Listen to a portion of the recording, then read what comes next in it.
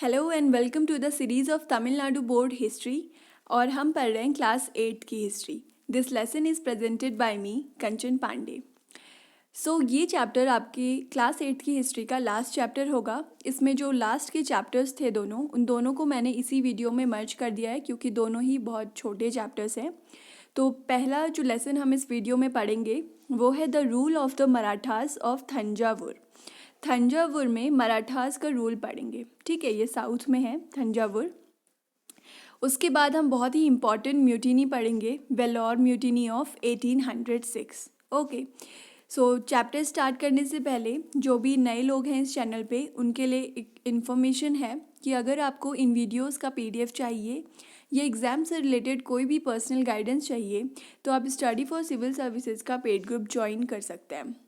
साथ ही साथ यहाँ पे यूपीपीएससी के लिए टेस्ट सीरीज़ और स्टडी मटेरियल प्रोवाइड किया जाता है, ऐसे हिंदी सब कुछ। You can join paid group of study for civil services. साथ ही साथ इसमें ऑप्शनल के लिए भी कुछ सब्जेक्ट्स मौजूद हैं, आप इनको भी ज्वाइन कर सकते हैं। अगर आपकी और कोई क्वेरी है इस पेड ग्रुप से रिलेटेड तो आप इन नंबर्स पे कॉल करके इन्फॉर्मेशन ले सकते हैं। चैप्टर स्टार्ट करते हैं। The rule of the Marathas of Thanjavur. तो मराठास का रूल जो थंजावुर में हुआ है वो उसका टाइमलाइन है 1676 AD से लेके 1856 AD। ठीक है, इस चैप्टर से रिलेटेड कुछ क्वेश्चंस हैं, आप इनके आंसर्स ढूंढने की कोशिश कीजिएगा इस चैप्टर के दौरान। फर्स्ट क्वेश्चन है, Ekoji was the son of dash. A Shahaji Bhosale, B Shivaji, C Sambhaji. तो इस चैप्टर में हम देखेंगे कि इकोजी कौन थे और ये किन के बेटे थे, तो आपको ये फाइंड करना है। क्वेश्चन 2 है, सरस्वती महल वॉज इस्टेब्लिश्ड बाय डैश। तो सरस्वती महल की स्थापना किसने करी थी? ए विश्वनाथ नायक, बी थिरुमलई नायक या सी सरफोजी दो। तीसरा आपका सवाल है, पांचलन कुरुची वॉज रूल्ड बाय डैश। तो ये जो पांचलान कुरुची प्लेस है ये किसके द्वारा रूल की गई थी? ए शरफोजी टू या बी सेतुपत या सी कटबोमन। फोर्थ क्वेश्चन है, Veera Pandya was hanged at dash. तो हम देखेंगे कि ये वीर पांड्या कौन थे एंड इनको कहाँ पे फांसी दी गई थी? ए शिवगंगा, बी कैथारू या सी कलैयार कोयल। ये आपके क्वेश्चंस हैं, इनके आंसर्स को फाइंड करने की आपको कोशिश करनी है। मराठा रूल जो स्टार्ट हुआ थंजावुर में उसको इस्टेब्लिश किसने किया? वो थे एकोजी एलियास वेंकोजी। ये बेटे थे शाहजी भोसले और तुकाबाई के। तो मराठास का रूल थंजावुर में 1676 AD से लेके 1856 AD तक रहा है। तो इनके बाद वेंकोजी के बाद जिन्होंने रूल किया है वो है इनके बेटे शाहजी टू। तो शाहजी टू जो थे ये बहुत ही ब्रिलियंट और एबल रूलर थे। इन्होंने मदुरई को भी एनेक्स कर लिया था और ये आर्ट एंड लिटरेचर के काफ़ी ज़्यादा पैट्रॉन थे, बहुत ही सपोर्ट करते थे आर्ट एंड लिटरेचर को। एंड इन्होंने हॉस्पिटल्स खोले थे, फिजिशियंस को इनवाइट किया था हैदराबाद और अरेबिया से। ठीक है, लेकिन इनकी जो पॉलिसीज़ थी वो बहुत ही हार्श थी टूवर्ड्स द क्रिश्चियंस। ये ब्रिटिशर्स को बिल्कुल पसंद नहीं करते थे। तो शाहजी टू के बाद जिन्होंने रूल किया वो थे सरफोजी वन, और सरफोजी वन के बाद थ्रोन को संभाला तुकाजी ने। लेकिन तुकाजी के बाद क्या हुआ, वॉर ऑफ सक्सेशन स्टार्ट हो गया क्योंकि इनका कोई मेल सक्सेसर नहीं था। तो थ्रोन को पाने के लिए मराठास में काफ़ी लड़ाइयाँ होने लगी। लेकिन फाइनली जो थ्रोन में बैठे वो थे तुलजा जी। ये थ्रोन पे बैठे थे 1763 में। तो थ्रोन ऑफ थंजावुर 1763 में मिला था तुलजा जी को। लेकिन बहुत ही जल्द जो नवाब थे, नवाब ऑफ कर्नाटक, उन्होंने थंजावुर में अटैक करा और थंजावुर को कैप्चर कर लिया।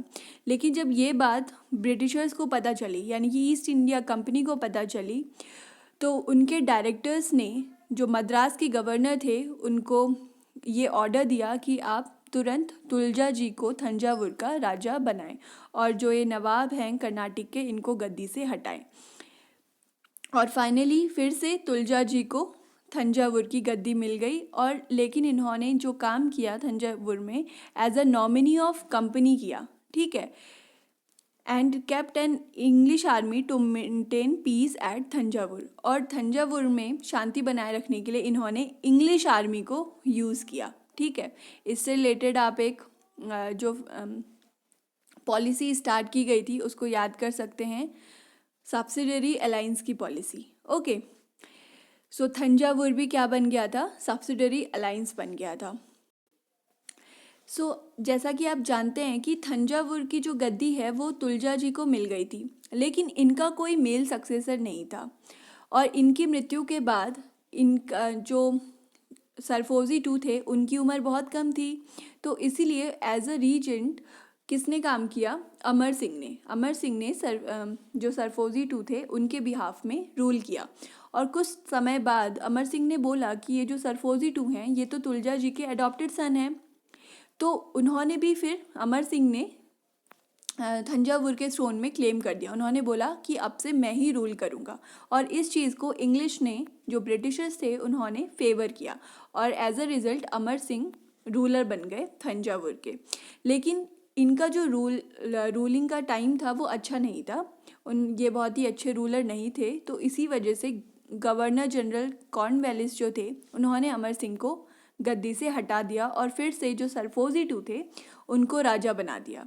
लेकिन उसके बाद कॉर्नवालिस के बाद जब वेलेस्ले आए उन्होंने सरफोजी टू को फिर से गद्दी से हटा दिया और उनको एक पेंशनर बना दिया।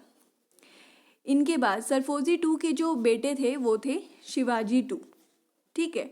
तो इनका जो रूल है वो चला था 1855 तक एंड इनका भी कोई बेटा नहीं था, ठीक है, कोई भी मेल सक्सेसर नहीं था। तो उस वक्त डलहौजी थे गवर्नर जनरल और उनकी जो पॉलिसी थी डॉक्ट्रिन ऑफ लैप्से, उसके अंडर उन्होंने थंजावुर को अपने एम्पायर में मिला लिया, ठीक है। क्योंकि डॉक्ट्रिन ऑफ लैप्से यही थी कि अगर किसी भी स्टेट का मेल सक्सेसर नहीं है तो अडॉप्टेड जो सन है वो रूल नहीं करेगा और वो जो अंपायर है वो ब्रिटिश अंपायर में मिल जाएगा, ठीक है। तो 1856 में 1855 तक शिवाजी का रूल चला और 1856 में थंजावुर को ब्रिटिश के द्वारा एनेक्स कर लिया गया और इसी के साथ जो मराठा रूल है थंजावुर का वो ख़त्म हो गया, ठीक है। So we have studied the Marathas rule in Thanjavur. Okay. Now Marathas का जो रूल हुआ था थंजावुर में उस वक्त कंडीशंस कैसी थी, यानी कि देखते हैं कि एडमिनिस्ट्रेशन कैसा था, क्या आर्ट एंड लिटरेचर में कोई डेवलपमेंट हुआ था, ग्रेट स्कॉलर्स कौन कौन थे, और हम ये भी देखेंगे कि क्या कोई ग्रेट कंस्ट्रक्शन का काम हुआ था इस वक्त। तो जैसा कि हम जानते हैं मराठास का रूल थंजावुर में चला था 1676 एडी से लेके 1856 एडी तक। और थंजावुर की जो ज़मीन है, जो लैंड है, वो काफ़ी ज़्यादा फर्टाइल हुआ करता था। तो इसी वजह से यहाँ का जो मेन ऑक्यूपेशन था वो था एग्रीकल्चर का और इनकम का मेन सोर्स भी फिर एग्रीकल्चर से जो रिवेन्यू आता था वही था। और एडमिनिस्ट्रेशन में हाईएस्ट जो पोस्ट थी वो किसने ऑक्यूपाई की थी, पुरोहित्स ने। ओके, यहाँ पे बहुत जो ग्रेट संस्कृत पोइट्स रहे हैं और इनको जो मराठास के रूलर्स जो हैं उन्होंने काफ़ी ज़्यादा उनको सपोर्ट किया है। तो जो ग्रेट संस्कृत पोइट इस टाइम पे थे वो हैं रमभद्रा दीक्षित एंड भास्कर दीक्षित। ओके, हमने तुलजा जी के बारे में पढ़ा था। So he was also a great patronise of scholars. Okay, so Alluri Kuppan जो हैं वो एक ग्रेट तेलुगु पोएट थे, ठीक है, जिनको अंतरा कालिदास भी कहा जाता है। और Tulaji was also interested in paintings, music, philosophy, astronomy and dancing. अब बात करते हैं थंजाई सरस्वती महल की। तो देखिए इसको इस्टेब्लिश करवाया था सरफोजी टू ने। ओके, और ये जो जगह है this is a centre of higher learning and research. इसको साउथ इंडिया की one of the biggest library कहा जाता है क्योंकि यहाँ पे जो बुक्स हैं वो English, French, German, Marathi, Greek, Sanskrit, हर तरह की बुक्स यहाँ पे हैं, ठीक है। और साथ ही साथ जो मैन्यूस्क्रिप्ट्स होती हैं, पाम लीफ की मैन्यूस्क्रिप्ट, वो भी यहाँ पे मौजूद हैं। तो थंजाई सरस्वती महल बहुत ही इंपॉर्टेंट प्लेस है और इसको इस्टेब्लिश करवाया था सरफोजी टू ने। ओके, अब हमने मराठास का रूल देख लिया है तंजावुर में। इसके बाद देखिए हमने लास्ट जो हमारे चैप्टर्स रहे हैं उसमें विजयनगर एम्पायर के बारे में बात करी थी, तो इनके डिक्लाइन के बारे में भी देखा था। तो इनके डिक्लाइन के बाद साउथ में जिनकी सुप्रीमेसी रही है वो थे मुगल्स, और इन्हीं के टाइम पे पोलीगार्स का रिवोल्ट हुआ था। देखते हैं कि क्या रीज़न था, क्या बैकग्राउंड था इनके रिवोल्ट का। तो पोलीगार रिवोल्ट ऑफ 1799 इसको पढ़ते हैं। जैसा कि हमने देखा कि मुगल्स जो थे बहुत ही सुप्रीम हो गए थे साउथ में। इसीलिए उनका रिप्रेजेंटेटिव जो था कर्नाटक में वो थे नवाब ऑफ आरकोट। तो इन्होंने जो पॉलीगार्स का राइट था टैक्स को कलेक्ट करने का, उसको इन्होंने खुद ले लिया था। ठीक है, he acquired the right of collecting tax from the poligars. And उसके बाद इन्होंने राइट तो ले लिया, लेकिन उसके बाद ये टैक्सेस को प्रॉपरली पे नहीं कर पा रहे थे। और साथ ही साथ क्या हुआ, इसके बाद इन्होंने और तो और जो ईस्ट इंडिया कंपनी है उनसे भी जो मनी है वो बोरो करा था। तो 1792 में कंपनी ने नवाब के साथ एक ट्रीटी करी और उनसे नवाब जो ऑफ आरकोट जो थे उनसे जो टैक्स कलेक्ट करने का राइट है वो ले लिया। ठीक है, एक्वायर कर लिया। And appointed English collectors for tax collection. और नवाब ऑफ आरकोट से अब जो टैक्स कलेक्ट करते थे वो थे इंग्लिश कलेक्टर्स। और इंग्लिश कलेक्टर्स का जो टैक्स लेने का तरीका था वो काफ़ी ज़्यादा रफ और रूथलेस था, काफ़ी ज़्यादा क्रूएल थे वो लोग। और इस वजह से जो पॉलीगार्स हैं उन्होंने ब्रिटिशर्स को काफ़ी ज़्यादा अपोज किया था। और कट्टबोमन जो थे वो ब्रिटिशर्स के खिलाफ वॉइस उठाने वाले, उनके खिलाफ विद्रोह करने वाले पहले इंसान थे कट्टबोमन। इनके बारे में पढ़ेंगे ये कौन थे। जो कट्टबोमन के एंसेस्टर्स हैं ये आंध्रा से बिलोंग करते हैं और उसके बाद ये तमिल कंट्री में माइग्रेट हुए थे 11th सेंचुरी में। ठीक है, ये पांड्यास के सामंत थे। Okay, and जगवीरा Pandya Kattabomman ruled वीर पांड्यापुरम। तो ये जैसा कि हमने देखा पांड्यास के सामंत थे और जगवीरा पांड्या कट्टबोमन जो थे उन्होंने वीर पांड्यापुरम में क्या किया था, रूल किया था। और इनकी कैपिटल जो थी वो थी Panchalam Kuruchi. Okay, he became a poligar under the Nayaks. तो नायक्स के अंडर हमने देखा था, नायक्स ने ही पॉलीगार सिस्टम को स्टार्ट किया था। तो इनके अंडर ये एक बाद में पॉलीगार बन गए थे।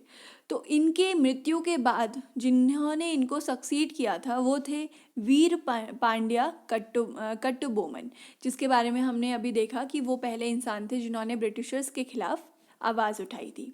तो वीर पांड्या कट्टबोमन के बारे में पढ़ते हैं। इनका जो जन्म है वो हुआ था 1761 AD में एंड ये पावर में आए थे 1790 में।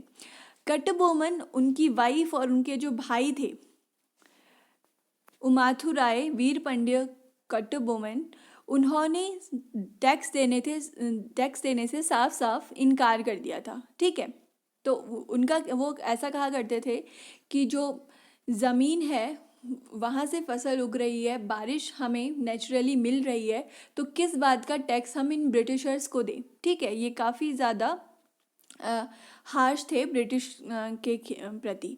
तो इसीलिए उन्होंने डिसाइड किया बाद में कि इन जो ब्रिटिशर्स हैं उनको इंडिया से ओवरथ्रो करेंगे। एंड इसके लिए उन्होंने मरुधु पंड्यार जो थे शिवगंगाई के, उनके साथ अलायंस बनाया। और उसके बाद बहुत सारे जो पॉलीगार्स थे उन्होंने भी कट्टबोमन को ज्वाइन कर लिया। और ये जो सारा अलायंसेस बन रहे थे, इतना ग्रुपिज्म ये सब कुछ हो रहा था, तो इससे जो ब्रिटिश हैं वो बहुत ज़्यादा सतर्क हो गए थे और उन्होंने कट्टबोमन के खिलाफ लड़ाई करने का निर्णय ले लिया था। Major Bannerman was sent to defeat Kattabomman. Major Bannerman को भेजा गया था कट्टबोमन को हराने के लिए। और कलरपति में पॉलीगार्स को डिफीट कर दिया था इंग्लिश आर्मी ने। और 16 अक्टूबर 1799 में कट्टबोमन को फांसी दे दी गई थी। कहाँ पे? कायथारू में फांसी दे दी गई थी।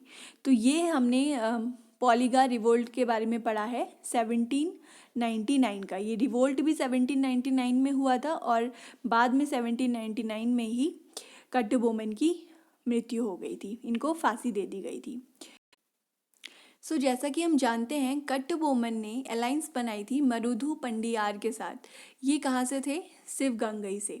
तो पॉलीगार्स के रिवोल्ट के लिए कट्टबोमन ने मरुधु पंडियार के साथ अलायंस बनाई थी। तो मरुधु पंडियार जो हैं ये one of the most important rebellion है, ठीक है, जिन्होंने साउथ इंडिया में रिबेलियन जो हुआ था उसमें इनका बहुत बड़ा योगदान है। तो इनके बारे में भी हम अभी इस चैप्टर में पढ़ेंगे। तो 1799 में जब कट्टबोमन को फांसी दे दी गई थी उसके बाद साउथ इंडिया में रिबेलियन स्टार्ट हुआ था 1800 से लेके 1801 तक। ये जो रिबेलियन हुआ था this was the outburst of the accumulated hatred and anger against the companies rule. तो जैसा कि हमने 1857 के रिवोल्ट में देखा था कि वो कोई अचानक से हुआ रिवोल्ट नहीं था। काफ़ी टाइम से जो लोग थे वो ब्रिटिशर्स की पॉलिसी से, जो सिपॉयज थे वो भी इन सब की पॉलिसी से, इनके एडमिनिस्ट्रेशन के तरीके से काफ़ी ज़्यादा परेशान थे, ठीक है। तो उसके बाद वो जो बहुत सारा एंगर एक्यूमुलेट हो गया था उसका रिजल्ट था रिवोल्ट ऑफ 1857। तो सिमिलर कंडीशन साउथ इंडिया में भी थी और इसकी वजह से साउथ इंडिया का रिबेलियन हुआ था 1800 से लेके 1801 के बीच। तो देखते हैं कि वो एक्चुअली कौन से कारण थे, ठीक है। थोड़ा बहुत तो हमें बैकग्राउंड पता है लेकिन एक बार जो रियल कॉजेज़ हैं उनको देख लेते हैं जिसकी वजह से ये साउथ इंडिया का रिबेलियन हुआ था। तो सबसे पहली जो चीज़ है ये है ब्रिटिशर्स का इंटरफेरेंस इनके जो किंगडम है उसके रूलिंग पे। जैसा कि हमने देखा था थंजावुर के थ्रोन पे जब वॉर ऑफ सक्सेशन चल रहा था तुकाजी के मृत्यु के बाद, तो ब्रिटिशर्स ने जो कंपनी है उसने काफ़ी ज़्यादा इंटरफेयर किया था। नवाब ऑफ कर्नाटक वहाँ के राजा बन गए थे तो उनको उन्होंने गद्दी से हटा के फिर तुलजा जी को बना दिया था थंजावुर का राजा।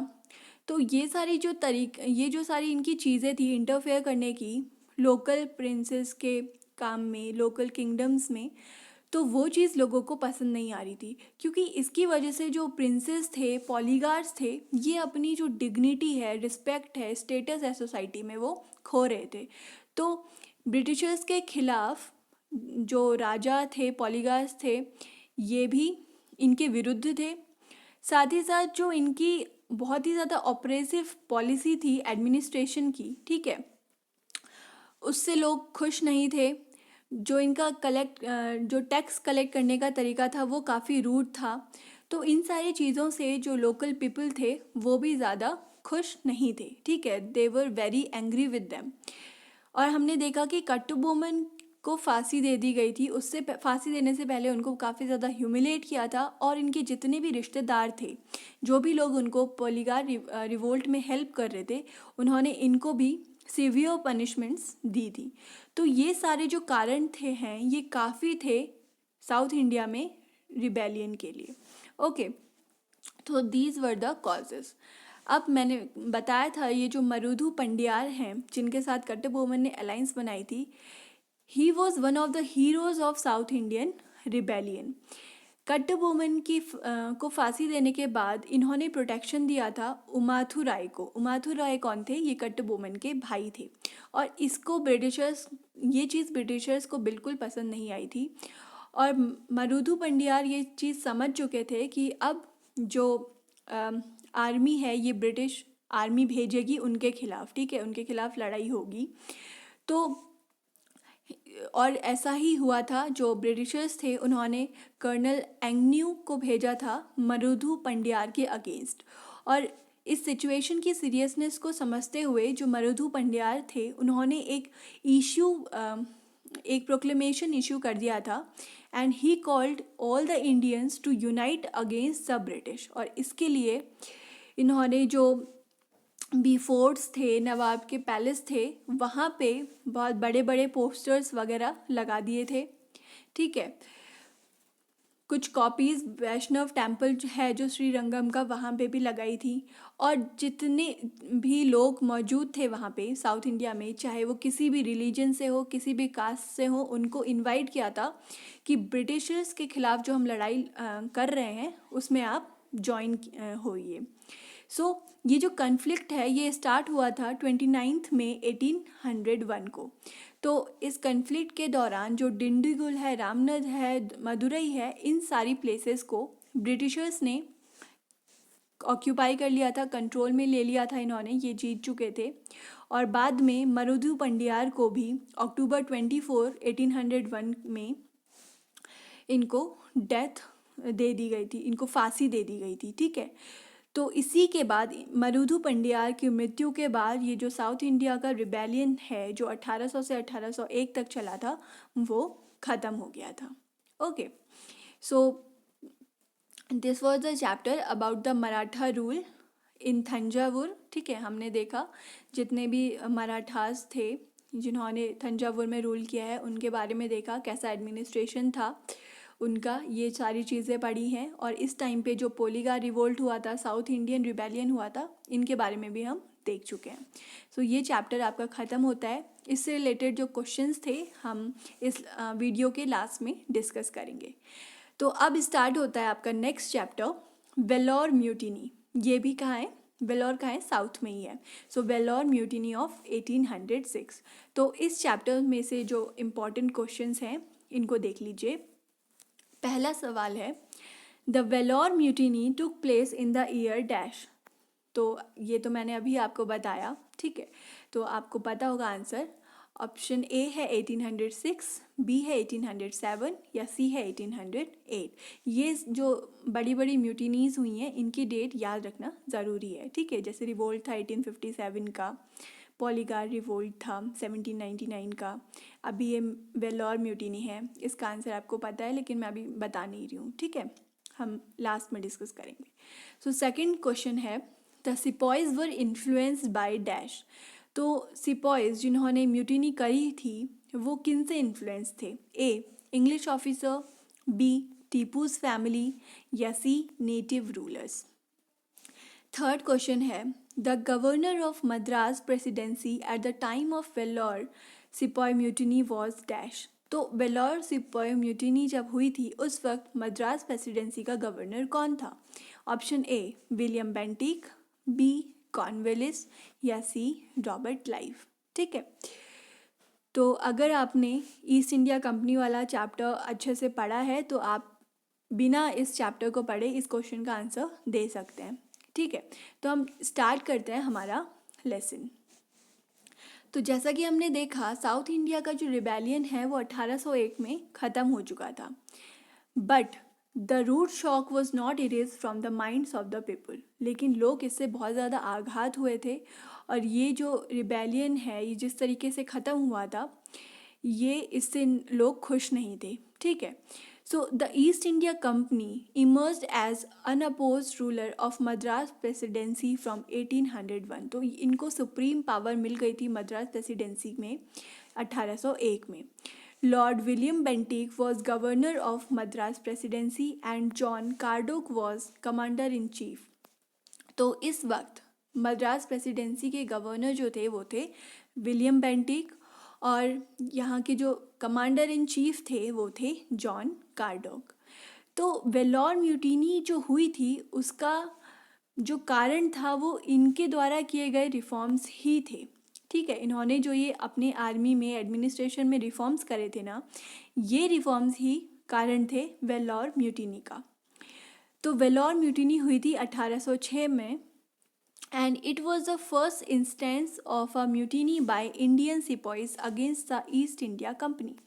तो जैसे हमने देखा साउथ इंडियन रिबेलियन जो हुआ था वहाँ पे सिपॉइज ने पार्टिसिपेट नहीं किया था, लेकिन वेलोर म्यूटिनी पहली ऐसी म्यूटिनी थी जिसमें इंडियन जो सिपाही थे उन्होंने पार्टिसिपेट किया था। किसके खिलाफ थी ये म्यूटिनी? ईस्ट इंडिया कंपनी के खिलाफ। सो it is one of the most significant event not in only in the history of Tamil country but also India। और ऐसा कहा जाता है कि ये जो रिवोल्ट हुआ था ये एक बेस बन गया था ग्रेट रिवोल्ट ऑफ 1857 का। ठीक है, जो बेस है वो वेलोर म्यूटिनी ने तय कर दिया था, ये जो सारी रिवोल्ट्स हुई थी। तो पहली रिवोल्ट जो सिपाही म्यूटिनी हुई थी वो थी वेलोर म्यूटिनी ऑफ 1806। नाउ इस म्यूटिनी के कारण क्या थे? जैसे हमने देखा था 1857 का जो रिवोल्ट हुआ था उसमें जो सिपाही थे वो काफ़ी किस किस कारणों से परेशान थे, ब्रिटिशर्स थे। अब देख लेते हैं क्या साउथ इंडिया में कुछ अलग कारण थे, किस वजह से ये लोग यहाँ पे इन्होंने रिवोल्ट किया था, इसके कारण क्या थे? So the mutineers were influenced by the family of Tipu Sultan who were confined to the Vellore fort after the death of Tipu Sultan. तो टीपू सुल्तान की मृत्यु के बाद हमने देखा था उनकी जो फैमिली को वेलोर फोर्ट में रख दिया गया था, और ये जितने भी म्यूटिनियर्स थे, विद्रोही जितने भी थे, ये टीपू सुल्तान की फैमिली से काफ़ी ज़्यादा इन्फ्लुएंस थे। अभी हम पूरा जो कोर्स है वॉर का वो पढ़ेंगे। So the recruitment of a large number of Indians in the army created suspicion in the minds of the Indian people. Most of the sepoys were from Palayams after the death of their great leaders like Pulithevan, Kattabomman, Marudhu brothers. तो जितने भी बड़े बड़े अच्छे rulers थे, इनके नीचे जो भी सिपाही थे उनको ब्रिटिशर्स ने अपॉइंट करना शुरू कर दिया था, और एक बहुत बड़ी तादाद में इंडियंस को आर्मी में लिया जा रहा था। तो इसकी वजह से इंडियन जो थे उनको थोड़ा डाउट होने लग गया था ब्रिटिशर्स पे। फर्दर रीजंस क्या थे सिपाही म्यूटिनी के? देखिए, ब्रिटिशर्स की एक तो स्ट्रिक्ट डिसिप्लिन, न्यू वेपन्स वगैरह ये लोग ला रहे थे, और साथ ही साथ ये जो इंडियंस थे, इंडियन आर्मी जो थी उसका ड्रेस कोड भी चेंज कर रहे थे। ठीक है, तो इस वजह से जो आर्मी के लोग थे, सिपाहीज जो थे वो खुश नहीं थे। साथ ही साथ इन्होंने ये बोला था कि जो हिंदूज़ हैं उनको उनके जो रिलीजियस ऑर्नामेंट्स हैं उनको पहनने से मना कर दिया, वो कोई भी कास्ट मार्क्स नहीं लगा सकते थे अपने फॉरहेड में। और मुस्लिम सिपाहीज़ को क्या बोला कि उनको अपना जो माउस्टिक है उसको शेव करना होगा, अपनी बियर्ड हटानी होगी। तो इस वजह से इन सारी पॉलिसीज़ की वजह से सिपाही पहले से ही बहुत ज़्यादा अनॉयड थे। उसके बाद क्या हुआ, जनरल एग्न्यू जो थे, ठीक है, उन्होंने एक नए तरीके का टर्बन जो है उसको डिज़ाइन किया। So the immediate cause was the introduction of this turban only. ये टर्बन कैसा था? ये यूरोपियंस की हैट के जैसा दिखता था, और साथ ही साथ इस टर्बन में एक सिंबल बना था क्रॉस का। तो सिपाहीज को ऐसा डाउट होता था कि ये हमको क्रिश्चियंस बनाना चाहते हैं, हमारी दाढ़ी हटवा रहे हैं। ठीक है, हमें कोई कास्ट मार्क लगाने की इजाज़त नहीं है, अपने रिलीजियस जो ऑर्नामेंट्स हैं वो ये नहीं पहन सकते हैं। तो इस वजह से जो सिपाहीज थे वो काफ़ी ज़्यादा नाराज़ थे, गुस्से में थे। तो और ये क्या करते थे कि अगर कोई भी सिपाही इन टर्बन्स को पहनने से मना करता था तो उनको चाबुकों से मारा जाता था। तो इन सारी चीज़ों की वजह से जो सिपाही थे वो बहुत ज़्यादा एग्रेसिव हो गए थे। Now let's see the course of the rebellion. तो ये रिबेलियन स्टार्ट कैसे हुआ? ठीक है, तो जैसा कि हमने देखा बहुत सिपाहीज काफ़ी ज़्यादा गुस्से में थे ब्रिटिशर्स से। तो टीपू सुल्तान के बेटे ने और इन सारे सिपाहीज ने मिलके ये रिवोल्ट को प्लान किया था, और 9 जुलाई 1806 में जब टीपू सुल्तान की बेटी का वेडिंग सेलिब्रेशन चल रहा था, ठीक है, तो बहुत सारे जो सिपाहीज थे, ब्रिटिश आर्मी भी थी उसमें, वो सारे इस फंक्शन में शामिल हुए थे। और इस फंक्शन के बीच में ही जो इंडियन सिपाहीज थे और टीपू सुल्तान के बेटे जो थे, इन लोगों ने मिल के ब्रिटिश ट्रूप पे हमला कर दिया, और बहुत ही जल्द उन्होंने जो वेल्लोर फोर्ट है उसमें अपना कब्ज़ा कर लिया। ओके, और he and they hoisted the flag of Tipu, और टीपू के जो झंडा है उसको वेल्लोर फोर्ट में लहराया गया। एंड फतेह हैदर जो थे टीपू सुल्तान के बेटे, उनको राजा के तौर पे घोषित कर दिया गया। सो ये जो सेलिब्रेशन चल रहा था तो मेजर कूट जो थे वो फोर्ट के बाहर ही मौजूद थे और उन्होंने जल्दी से जाके जनरल गिल्सबाई को इन्फॉर्म कर दिया था।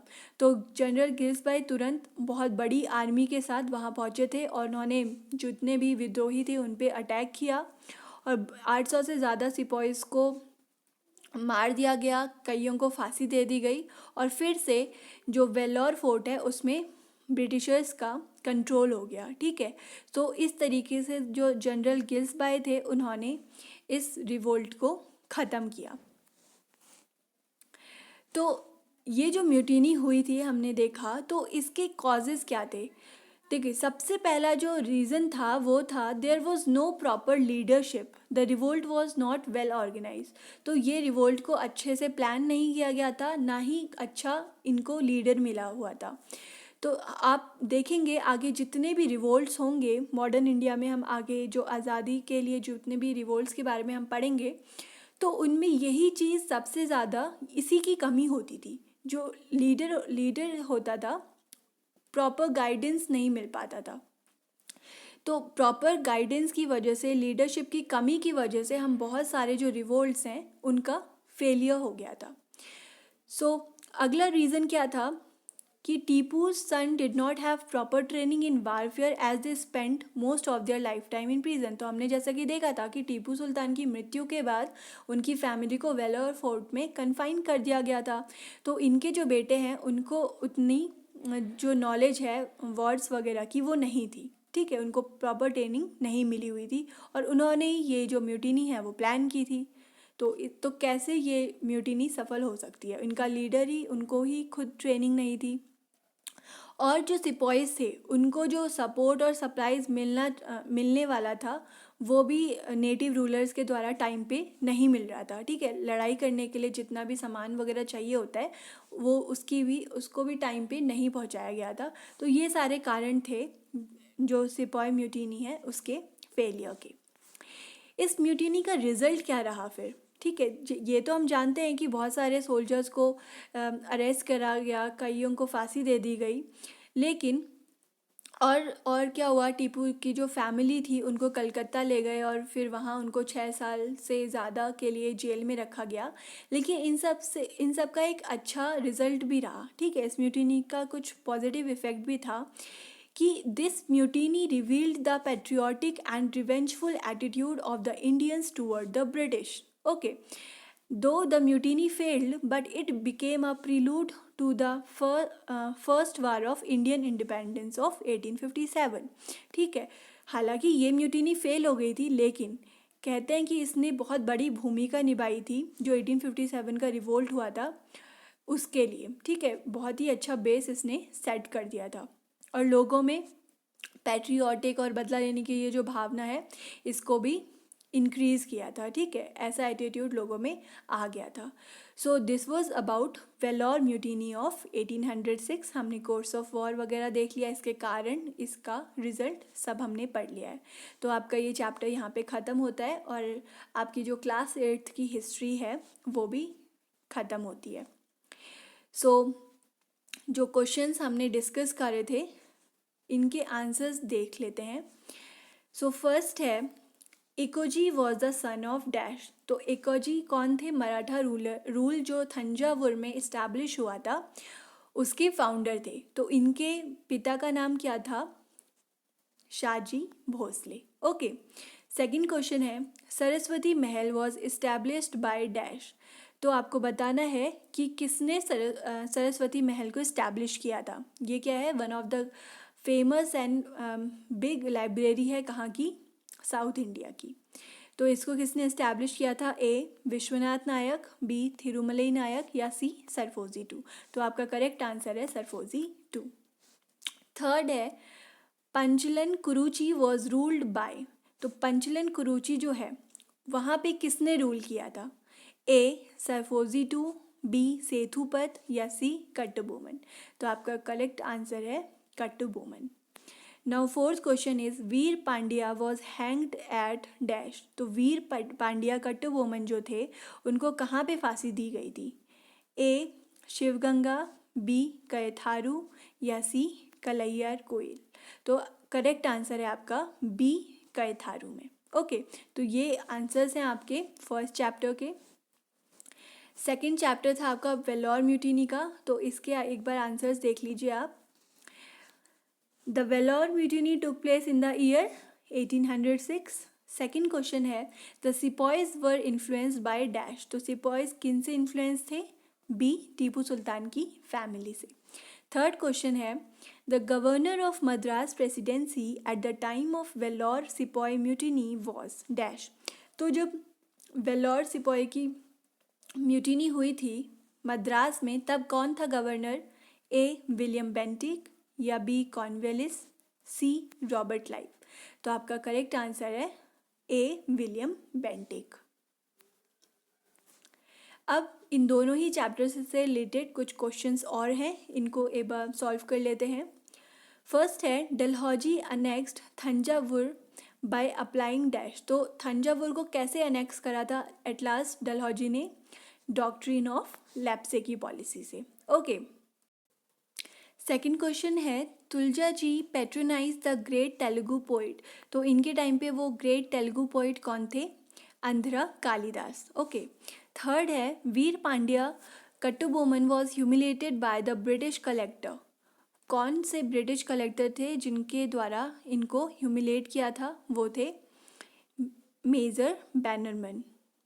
फोर्थ है the Indian sepoys refuse to wear the dash which led to the mutiny, तो कौन सी वो टर्बन थी जिसको रिफ्यूज़ करा था इंडियन सिपॉयज ने? उसका नाम था एग्न्यू टर्बन। ओके, थर्ड है the mutiny was suppressed bye, जो वेलोर म्यूटिनी थी उसको एट लास्ट सप्रेस कर दिया गया था जनरल गिल्सबाई के द्वारा।